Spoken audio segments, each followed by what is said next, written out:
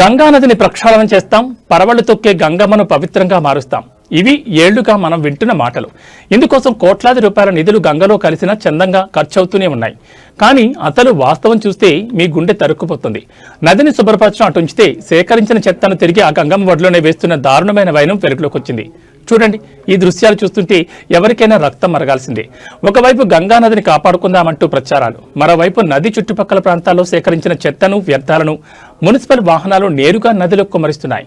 Plastic కవర్లు, కుళ్లిన వ్యర్థాలు, రసాయనాలతో కూడిన చెత్తను గంగమ్మ పాలు చేస్తూ పుణ్యనదిని కాలుష్య కోరలోకి నెట్టేస్తున్నారు అధికారులు. ప్రక్షాళన అంటే నదిని శుద్ధి చేయడం కాదు, నదిలో చెత్త వేయడం ఆపడం. కానీ ఇక్కడ కంచె చేను వేసిన చందంగా రక్షించాల్సిన వారే భక్షకులుగా మారుతున్నారు. ప్రజల భక్తిని, నమ్మకాన్ని ఈ రకమైన చర్యలతో అపహాస్యం చేస్తున్నారు.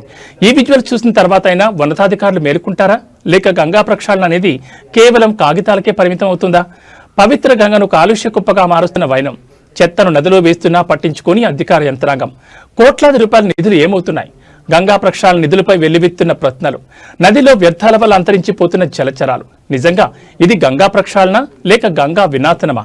సంబంధిత అధికారులు దీనిపై సమాధానం చెప్పాల్సిన అవసరం ఎంతైనా ఉంది. ले भाई देख लो, और गवर्नमेंट ने तो तनख्वाह दी है साफ सफाई की, और उनकी सफाई देख लो। सेंट्रल गवर्नमेंट बजट काट रही है, स्टेट की गवर्नमेंट बजट काट रही है कि किसी तरह गंगा साफ हो जाए, लोग बाग में समझ आ जाए। पर ये तो तनख्वाह ले गए, साफ सफाई करने की जब यो हाल है इनका। ठीक, इनका ना कुछ मत करो भाई आप। इन देखो और देख कितने श्रद्धालु बेचारे कि सारे ही नहीं देखने लग रहे हैं।